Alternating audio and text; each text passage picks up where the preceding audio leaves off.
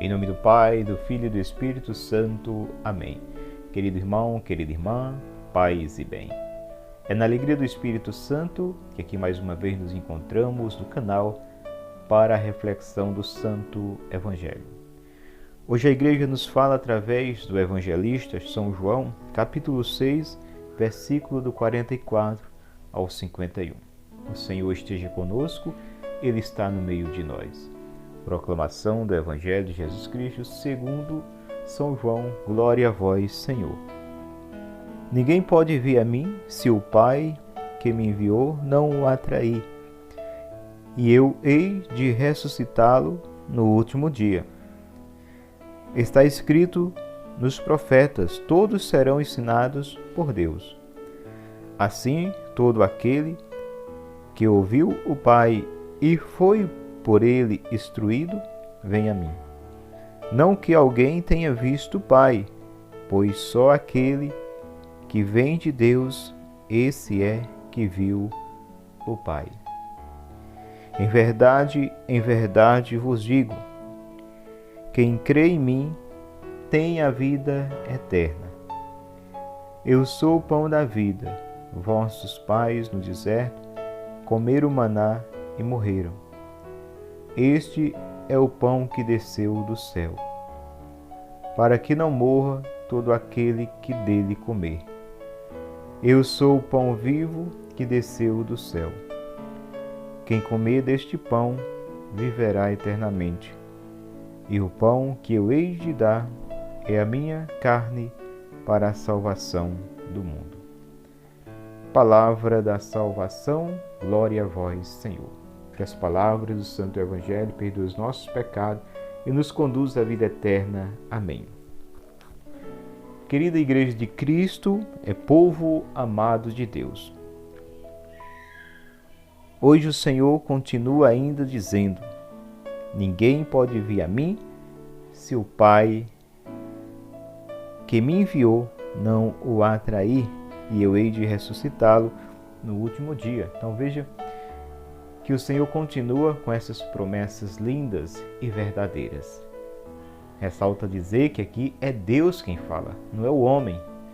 Nós insistimos em acreditar nas promessas dos homens, principalmente em tempos e tempos, em que há aqueles que se colocam a candidatos a isso ou aquilo, que traz muitas promessas. E nós damos o voto de confiança. E aqui está Deus nos falando. E eu pergunto a mim e a você: será que nós não devemos dar um voto de confiança?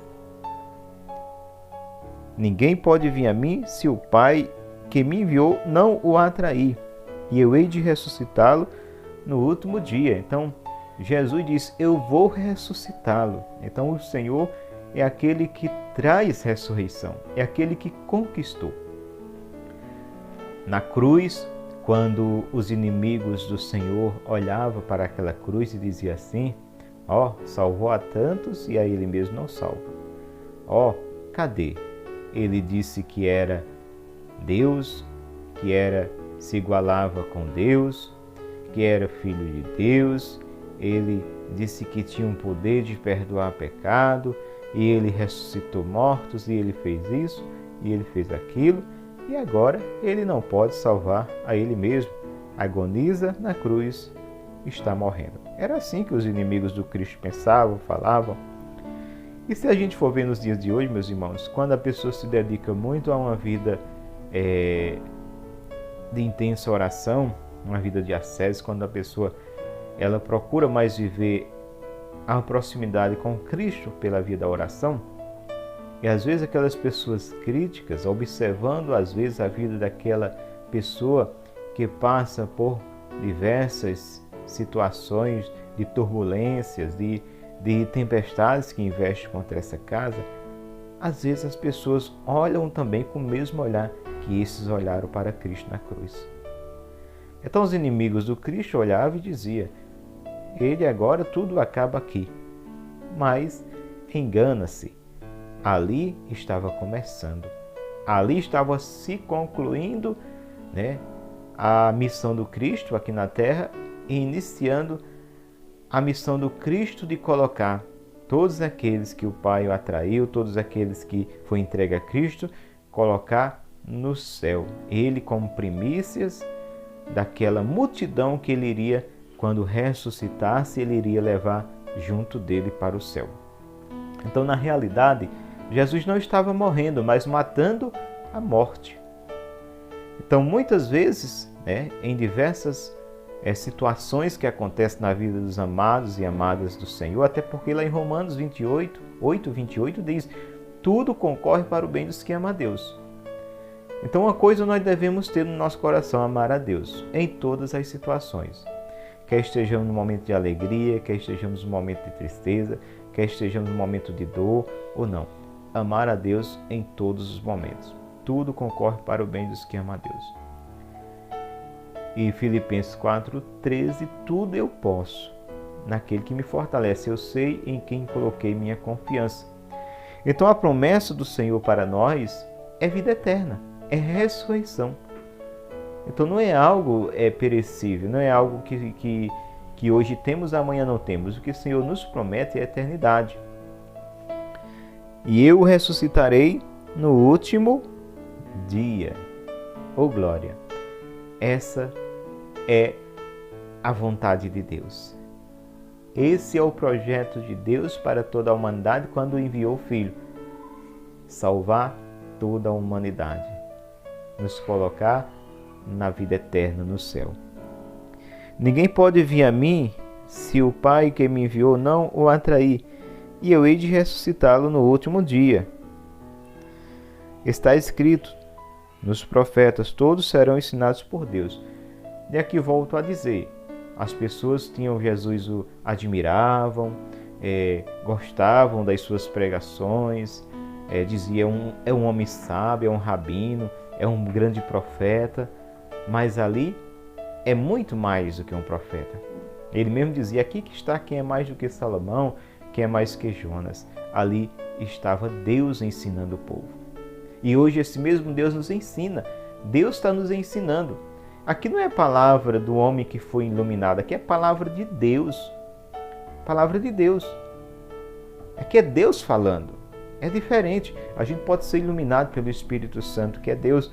Pode ser inspirado em lermos as palavras do Cristo, inspirados a transmiti-la. Mas nesse primeiro momento aqui, é Deus que está falando. Jesus é Deus. Então, se cumpre essa palavra aqui: todos serão ensinados por Deus. Isaías 54:13. Todos serão ensinados por Deus. Então, todos está incluídos, não só aquele tempo, mas esse tempo, porque nós continuamos sendo ensinados por Deus. Por isso que eu volto a dizer: como você lê a palavra de Deus? Como você a recebe? Como palavra de Deus, de um Deus vivo, presente, que cura, que salva, que liberta? Como uma palavra que tem poder, uma palavra que é poderosa? Ou meramente como uma palavra inspirada, a palavra de um profeta? Como? E nós devemos acolher, meus irmãos, essa palavra no nosso coração. É palavra de Deus. É palavra de Deus. Olha que grande graça. Que bênção, gente. Meu Deus, a gente poder ter contido num livro as palavras de Deus.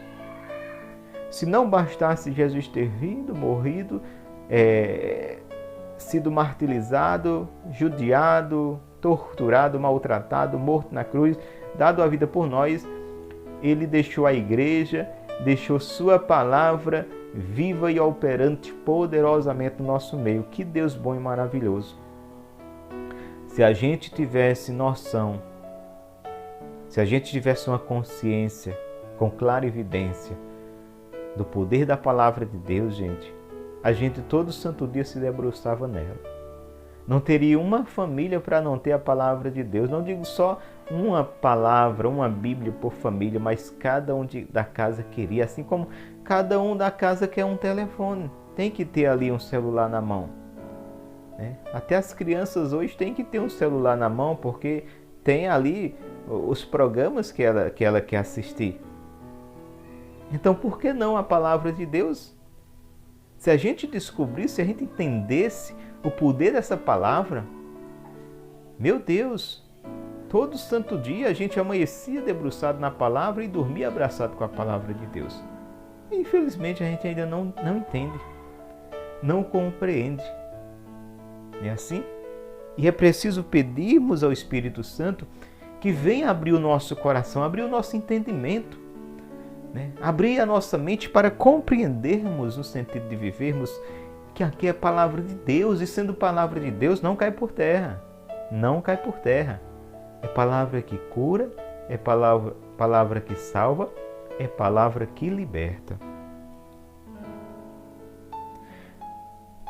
Assim todo aquele que ouviu o Pai e foi por ele instruído, vem a mim. Como foi que o Pai instruiu? Através da palavra dos profetas. Ou seja, lá no Antigo Testamento, os sumos sacerdotes, até Herodes, ficou sabendo da vinda do Cristo. Então o Pai orientou, mas nem todos foram. É assim? Herodes queria ir, mas com a intenção de matar aquele menino, de aniquilar aquela criança que mal tinha nascido. Mas teve uns que foram. E, como diz, aqueles que o Pai me deu, não os abandonei, não mandei embora, não o desprezei, mas cuidei de cada um deles. Assim, todo aquele que ouviu o Pai e foi por ele instruído, vem a mim. Aí continua, né? Assim, todo aquele que escuta Deus, escuta o Pai, nos dias de hoje, vai ao Filho, porque não há quem tenha Deus que não tenha um Filho, não há quem tenha o Filho e não tenha um Pai. Os dois são um só. Eu e o Pai somos um, juntamente com o Espírito Santo. Pai, Filho e Espírito Santo é um só na Santíssima Trindade. Tendo Cristo, tem o Pai. Tendo o Pai, tem o Espírito. Tendo o Espírito, tem Cristo e o Pai. Então a palavra continua: não que alguém tenha visto o Pai, pois só aquele que vem de Deus, esse é quem viu o Pai. Quem é que vem de Deus? Quem era que estava no céu e desceu do céu e veio à terra? Jesus Cristo. Então ele viu o Pai. Ele é íntimo do Pai. Lá em Gênesis, quando o Pai vai criar todo o universo, toda a humanidade, quando chega para criar o homem, ele diz: façamos o homem. Então Deus estava fazendo toda a obra-prima, toda a criação junto com o Filho e o Espírito Santo. Façamos o homem, a nossa imagem e semelhança. Então quem estava lá de junto do Pai viu o Pai? Jesus. Não que alguém tenha visto o Pai, pois só aquele que vem de Deus, esse é que viu o Pai. Em verdade vos digo, quem crê em mim tem a vida eterna. Oh glória! Quem crê em mim tem a vida eterna. Crê em Jesus? Verdadeiramente? Volto a dizer, é crer no sentido de viver. É crer no sentido de se comprometer e lutar para viver essa vontade de Deus no desafio dos tempos de hoje, da nova era, mais atuante do que nunca. Então é um desafio, crer no sentido de viver. Volto a citar São Tiago. Vou até colocar aqui, essa citação bíblica de São Tiago. Os demônios crê e treme, mas não obedece, não quer obedecer, não tem interesse. Então a gente diz: eu creio em Deus, mas não quero saber de Deus. Eu creio que Jesus está na Eucaristia, mas eu não busco recebê-lo. Eu creio na confissão e eu não busco esse sacramento. Que sentido tem? Que sentido tem? Então, quando se fala em crer aqui, em crer, irmãos, quando se fala em crer na palavra de Deus, é crer no sentido de viver. Não é crer no sentido somente de abrir a boca e falar: eu creio. Não, é crer no sentido de viver.